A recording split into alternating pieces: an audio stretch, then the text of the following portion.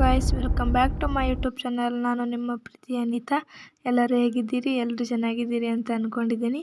ಇವತ್ತಿನ ಬ್ಲಾಗ್ ಬಂದು ನಿಮಗೆಲ್ಲ ಗೊತ್ತೇ ಇದೆ. ಧನುರ್ಮಾಸದ 9 ದಿನದಲ್ಲಿ ಇದು 3ನೇ ದಿನದ ಶಿವನ ಪೂಜೆ. ಹೇಗೆ ಮಾಡಿದೆ ಅಂತ ಹೇಳ್ತಾ ಹೋಗ್ತೀನಿ ನೋಡಿ. ಬೆಳಗ್ಗೆ ಎದ್ದು 4 ಗಂಟೆಗೆ ಆಚೆಗೆ ಬಂದೆ ಗಾಯ್ಸ್. ಆದರೆ ಯಾರೂ ಎದ್ದೇ ಇಲ್ಲ.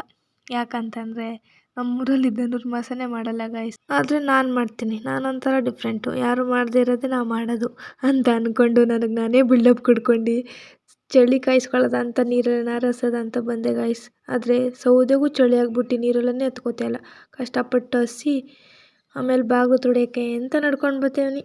ನೀಟಾಗಿ ಬಾಗಿಲು ಕಸ ಎಲ್ಲ ಗುಡಿಸಿ ಗುಂಡಾಂತರ ಮಾಡಿಬಿಟ್ಟು ಅದಾದಮೇಲೆ ಸಗಣಿ ತಂದು ನೀರು ಎರಚಿಬಿಟ್ಟು ಎಲ್ಲ ಕಡೆಗೂ ನೀರು ಎರಚಿಬಿಟ್ಟು ಈ ಚಳಿಲಿ ಆ ಚಳಿ ನೀರಿಗೂ ನನಗೂ ಸರಿಯಾಗದೆ ಗಾಯ್ಸ್.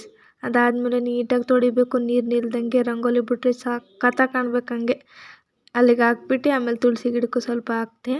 ಅದಾದಮೇಲೆ ನಾಮ ಇಕ್ಕಕ್ಕಂತ ಬಂದೆ ಹೊಸ್ಲಿಗೆ ನಾಮ ಇಕ್ಬಿಟ್ಟು ರಂಗೋಲಿ ಬಿಡ್ತಾವ್ನಿ. ಎಂಥದ್ದು ಕಮಲ ಬಿಡ್ತೇವನಿ ಗೈಸ್. ನೋಡಿ ಎಷ್ಟು ಸಿಂಪಲ್ ಡಿಂಪಲ್ ನಂತರ ಈ ರೀತಿ ಕಮಲ ಬಿಡೋದು ಸೂಪರ್ ಈಜಿ, ಸಖತ್ ಈಜಿ ಗೈಸ್. ನಾನು ಅದಕ್ಕೆ ಇದೇ ಬಿಡ್ತಾ ಇರ್ತೀನಿ ಯಾವಾಗಲೂ. ಇದಾದಮೇಲೆ ಸ್ವಸ್ತಿಕ್ ಅಂದ್ಬಿಟ್ಟೆ. ಬೇಗನೆ ಬಿಟ್ಟೆ, ಆದರೆ ಇಲ್ಲಿ ಒಂಚೂರು ಎಳೆದ್ಬಿಟ್ಟಿನಿ ಅಷ್ಟೇ. ಸ್ವಸ್ತಿಕ್ ಅಂದ್ಬಿಟ್ಟಾದ್ಮೇಲೆ ಸಿಂಪಲ್ಲಾಗಿ 11ರಿಂದ 6 ಸಂಚುಕ್ಕಿ ಇಟ್ಕೊಂಡು ಒಂದು ರಂಗೋಲಿ ಬಿಟ್ಟೆ. ಎಷ್ಟು ಫಾಸ್ಟಾಗಿ ಬಿಡ್ತಿದ್ದೀನಿ ಅಲ್ವಾ ಗಾಯ್ಸ್. Fast forward ಮಾಡಿಬಿಟ್ಟಿದ್ದೀನಿ. ಅದಕ್ಕೆ ಹಂಗೆ ಕಾಣಿಸ್ತಾ ಇರೋದು ಅಷ್ಟೇ ಗಾಯ್ಸ್, ಏನಿಲ್ಲ ಇನ್ನು.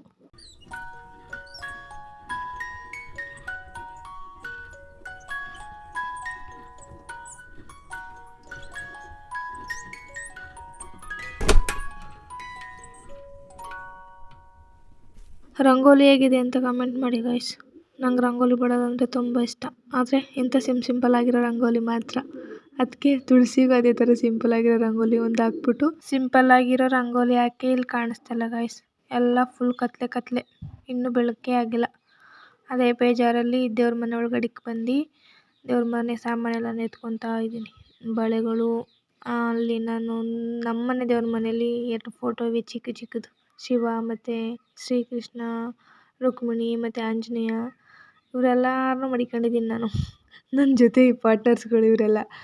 ಅವ್ರನ್ನೆಲ್ಲರನ್ನೂ ಎತ್ತಾಕೊಂಡು ಬಂದು ಉಪ್ಪು ನೀರೊಳಗೆ ಅಂದರೆ ನಾನು ತೊಳಿಬೇಕಾದ್ರೆ ಅದಕ್ಕೆ ಉಪ್ಪು ಹಾಕ್ತೀನಿ. ಅದಕ್ಕೆ ಉಪ್ಪು ನೀರೊಳಗೆ ಮುಳುಗಿಸ್ದೆ ಅಂತ ಅಂದೆ ಅಷ್ಟೇ ಗಾಯ್ಸ್, ಇನ್ನೇನೂ ಇಲ್ಲ. ಅವರೆಲ್ಲ ದೇವ್ರು ಗಾಯ್ಸ್. ನಾವೆಲ್ಲ ಹಂಗೆ ಚೀಪಾಗಿ ನೋಡಬೇಡದು ಅವ್ರನ್ನ. ಅವ್ರು ಹ್ಞೂ ಅಂದರೆ ಮಾತ್ರ ನಮಗೆ ಅಲ್ಲಿ ಸಕ್ಸಸ್ ಗಾಯ್ಸ್. ಇದು ನನ್ನ ತಲೆಯಲ್ಲಿದೆ.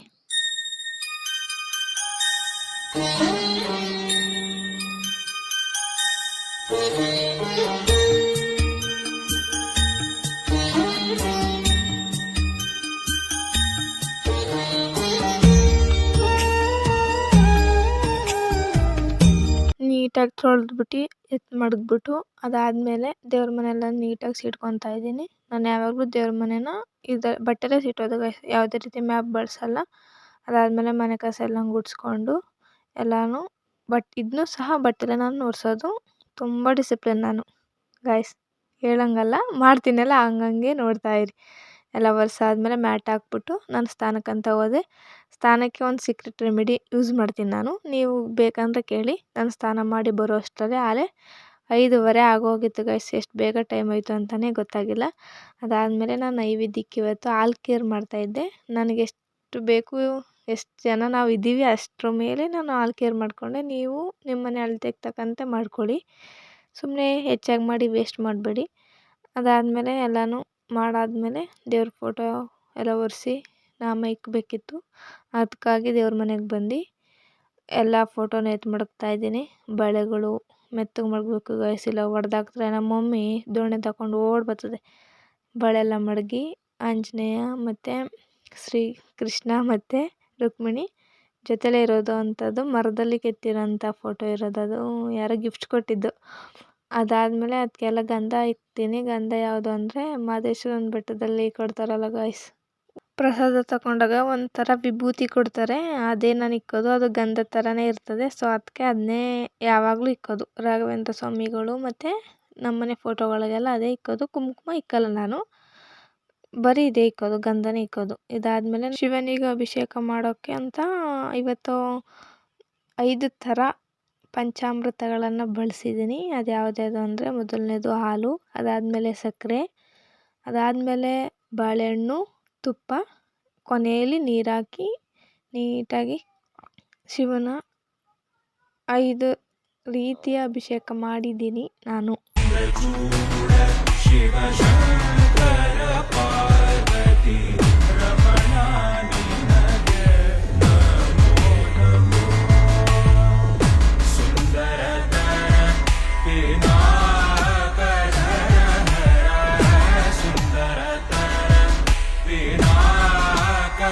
ಅಭಿಷೇಕ ಮಾಡೋಕ್ಕೆ ಬಳಸಿದಂಥ ಎಲ್ಲ ವಸ್ತುಗಳನ್ನು ನಾನು ಯಾವಾಗಲೂ ತುಳಸಿಗೆ ಹಾಕೋದು.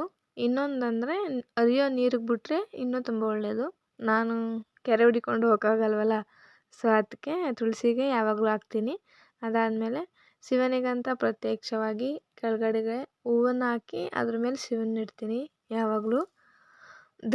ಈಗ ಈ ಧನುರ್ಮಾಸದಲ್ಲಿ ಈ ರೀತಿ ಮಾಡ್ತಾಯಿದ್ದೀನಿ. ಇದು 3ನೇ ದಿನ ಆಗಿರೋದ್ರಿಂದ ಇವತ್ತು ಹಾಗೆ ಮಾಡಿದೆ ಕೂಡ. ಅದಾದಮೇಲೆ ಎಲ್ಲ ಫೋಟೋಕ್ಕೂ ಹೂ ಮಾಡಿಸ್ತಾ ಇದ್ದೀನಿ.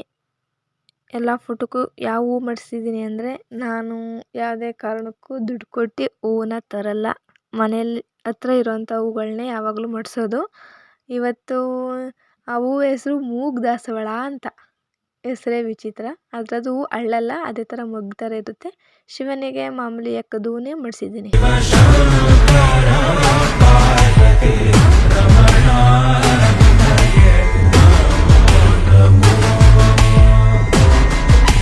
ಅದಾದಮೇಲೆ ಹಾಲ್ಕೇರ್ ಮಾಡಿದ್ದೆ, ಅದನ್ನ ನೈವೇದ್ಯಕ್ಕೆ ಅಂತ ಇಟ್ಟು ಅಲ್ಲಿಗೊಂದು ಹೂವಿಟ್ಟು ಅದಾದಮೇಲೆ ಬೆಂಕಿ ತಂದು ಧೂಪ ಹಾಕ್ತಾಯಿದ್ದೀನಿ. ಧೂಪ ಹಾಕಿದ್ರೆ ತುಂಬ ಒಳ್ಳೆಯದು. ನಮ್ಮಲ್ಲಿರುವಂತಹ ನೆಗೆಟಿವ್ ಎನರ್ಜಿ ಹೋಗುತ್ತೆ.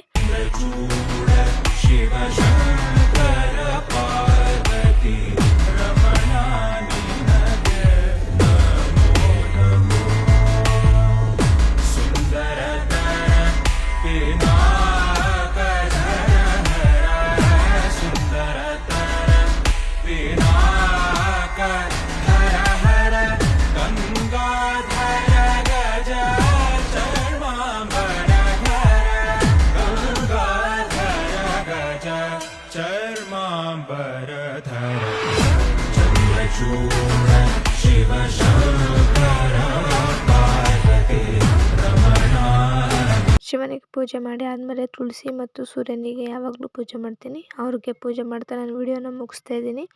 ನನ್ನ ವಿಡಿಯೋ ನಿಮ್ಗೆ ಇಷ್ಟ ಆಗಿದ್ರೆ ಲೈಕ್ ಮಾಡಿ, ಶೇರ್ ಮಾಡಿ, ಕಮೆಂಟ್ ಮಾಡಿ, ಸಬ್ಸ್ಕ್ರೈಬ್ ಮಾಡ್ಕೊಳ್ಳೋದು ಮರಿಬೇಡಿ. ಮತ್ತೆ ನೆಕ್ಸ್ಟ್ ಬ್ಲಾಗಲ್ಲಿ ಸಿಗ್ತೀನಿ. Thank you so much. ಮತ್ತೆ ಸಿಗುವ.